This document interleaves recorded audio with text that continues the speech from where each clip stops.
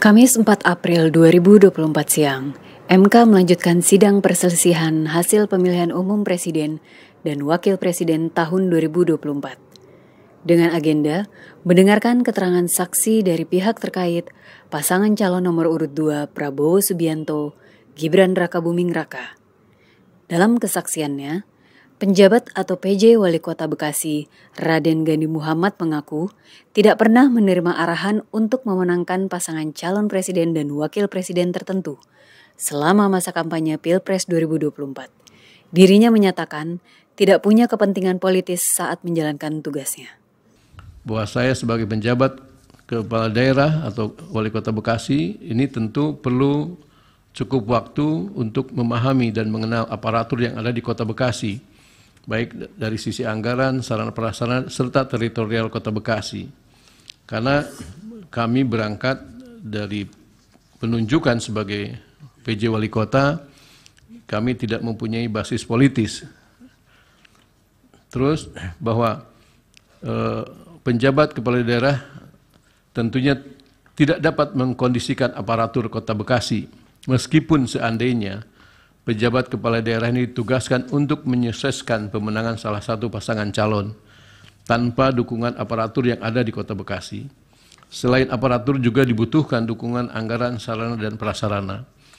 Selain itu, Ketua Komisi 2 DPR RI Ahmad Doli Kurnia Tanjung dalam kesaksiannya mengatakan, pengangkatan PJ Kepala Daerah yang dilakukan pemerintah telah sesuai dengan undang-undang. Pihaknya juga selalu menggelar rapat kerja dengan pemerintah terkait penetapan PJ Kepala Daerah dan mengaku selalu mengingatkan pemerintah untuk objektif dalam menunjuk PJ Kepala Daerah.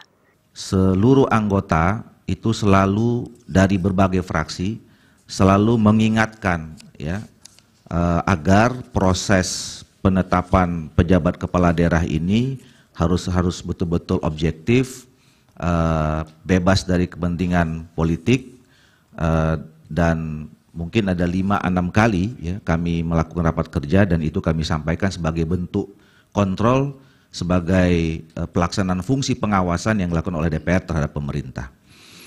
Dalam persidangan, tim hukum Prabowo Subianto Gibran Rakabuming Raka menghadirkan 6 saksi dan 8 ahli.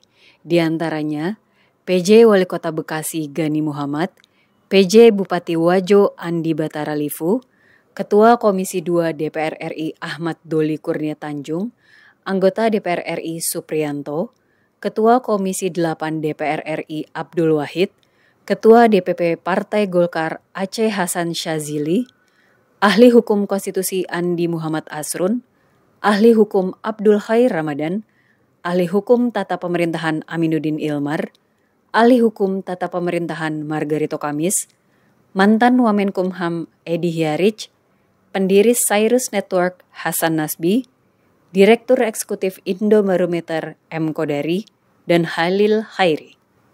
Bayu Wicaksono, Hendi Prasetya, MKTV News melaporkan.